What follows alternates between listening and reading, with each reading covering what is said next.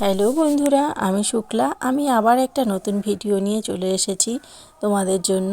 ভিডিওটা হলো, যারা ঘরে বসে কাজ করো, যাদের সেলাই মেশিনের কাজ করো না কিংবা সেলাই মেশিনের কাজ নতুন শিখেছো, তাদের জন্য খুবই ইম্পর্টেন্ট। দেখো, আমি একটা বেনারসি, বিয়ের বেনারসি নিয়ে চলে এসেছি।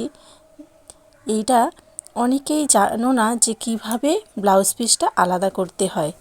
সেটা আমি তোমাদের জন্য একটা খুব সুন্দর একটা টিপস নিয়ে চলে এসেছি। দেখো, এটা হলো ব্লাউজ পিস। ব্লাউজ পিস দেখে তোমরা বুঝতেই পারবে এই যে পাড়টা থাকবে। আবার অনেক শাড়িতে পাড় থাকেও না, শাড়ির ছাপাটা আর ব্লাউজ পিসের ছাপাটা আলাদা হয় কিংবা এক কালারে হয়। সেটা তোমাদেরকে খুব ভালোভাবে বুঝতে হবে। যারা শুধু পাড় বসাও, যারা ব্লাউজ বানাও না, তাদেরকেও খুব ভালো করে বুঝতে হবে। কারণ আঁচল অনেক সময় ব্লাউজ শোনা যায়, অনেক কাস্টমার এসে বলে যে ব্লাউজ পিস ভেবে আঁচলটা কেটে দিয়েছে। এটা একদমই করা যাবে না, কারণ মানুষের শখের শাড়ি, সেটাকে ভালো করে কাজ করা আমাদের দায়িত্ব। এবার ব্লাউজ পিসটা কতটা কাটতে হবে সেটা একটা দেখে নাও। এই যে ফিতে নেবে, ফিতে নিয়ে যে ছোট ছোট সেলাইগুলো রয়েছে, সেখানে যদি তারা, যার শাড়ি সে যদি খুব মোটা হয়, তাহলে 100 সেমি কাটতে হবে, আর না হলে 80 সেমি। 80 সেমি কেটে নিলেই তোমাদের হয়ে যাবে। দেখো, আমি ব্লাউজ পিসের জায়গাটা, এটা যেহেতু আঁচলের ওখানে, আমি ব্লাউজ পিসটা যে কাটবো সেখানে একটুখানি কেচি দিয়ে কেটে নিলাম। কেটে নিয়ে ওই কাটা জায়গা থেকে দুটো সুতো টেনে আমি নালটা বের করে নিচ্ছি। এবার যেহেতু এটা বেনারসি শাড়ি একটু শক্ত, তার জন্য একটু টানতে অসুবিধা খুব বেশি একটা হচ্ছেও না, টানলে চলেই আসছে। এই দেখো, আমি টেনে টেনে এইভাবে সুতোটাকে বের করছি। তোমরা এরকমভাবে করবে। তাহলে কি হবে, কেচি দিয়ে যদি আমি লম্বা করে কেটে দিতাম তাহলে অতটাও ভালো হতো না। এই দেখো, এইরকম সুতোটা বের করার পরে এরকম হয়ে যাবে। এবার এই লেভেলে আমরা পুরো কেটে নেব।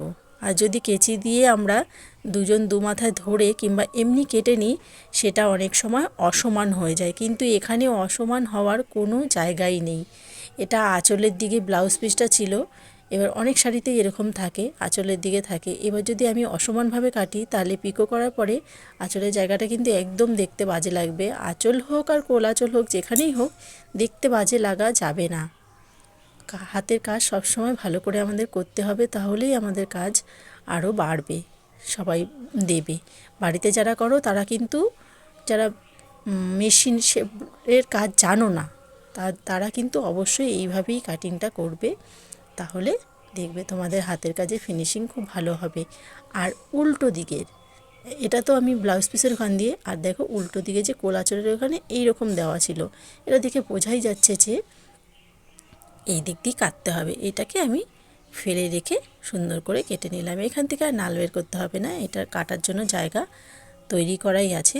তারপরে যদি পিকো মেশিন থাকে পিকো মেশিন করে নেবে, আর যাদের পিকো মেশিন নেই, তারা যেখানে যাদের পিকো মেশিন আছে তাদের থেকে করিয়ে এনে সুন্দর করে পাড় বসিয়ে তোমরা সেলাই করে দেবে। পাড় লাগানোরও ভিডিও আমার চ্যানেলে আছে।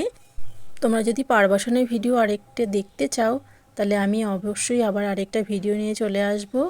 তোমরা ঘরে বসে কাজ করো, ইনকাম করো, মন ভালো থাকবে। হাতে টাকা পেলে তোমরা সবাই ভালো থাকো, সুস্থ থাকো, সাবধানে থাকো।